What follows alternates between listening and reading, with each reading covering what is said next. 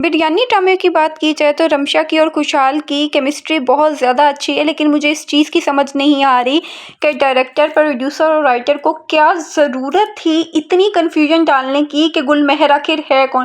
भाई हमें पता है, गुलमहर का पता है हमें कि वो है वाइफ मीरान की, यानी कि पहले उसकी भाभी थी, उसके भाई की हो गई डेथ, तो उसकी जो बेवा थी उसकी शादी करवा दी गई मीरान से, क्योंकि वो एज में भी उससे बड़ी है।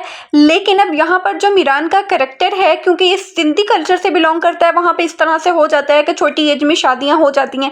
लेकिन मुझे इस चीज़ की समझ नहीं आ रही, या तो ये इतना सस्पेंस डालने की क्या ज़रूरत थी। फिर जो गुलमहर का बेटा है उसका भी रिलेशन एक्सपोज नहीं किया कि मीरान के साथ उसका क्या रिलेशन है। ठीक है, वो मीरान की बातें करती है उससे, लेकिन रिलेशन अभी तक एक्सपोज नहीं किया कि एक्चुअल में उनका रिलेशन है क्या।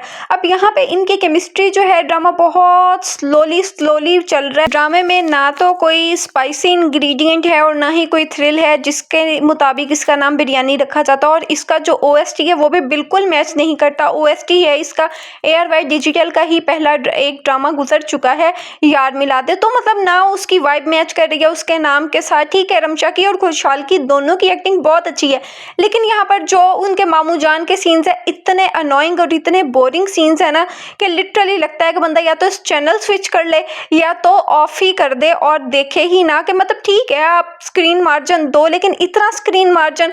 अब यहाँ पर जो रमशा की खाला का बेटा दिखाया गया है, जिससे वो अपने सारे काम करवाती है और उससे भाई भाई पुकारती है, अब उसके दिल में रमशा के लिए फीलिंग्स दिखाई गई हैं कि मतलब किस तरह से वो रमशा को लाइक करता है। अब कॉमन सेंस की बात है, इस चीज़ की कोई तुक बनती है। वो एक पढ़ी लिखी लड़की है, यूनिक गोइंग लड़की है, और तो और वो अपने प्रोफेसर्स को पीएचडी में भी असिस्ट कर रही है, यानी वो इतनी लाइक फाइक और इतनी ज़हीन लड़की है, कुछ शक्ल भी है, तो उसका रिश्ता उसके साथ मतलब क्या कोई तुक बनती है, कोई लॉजिक है इस चीज़ की।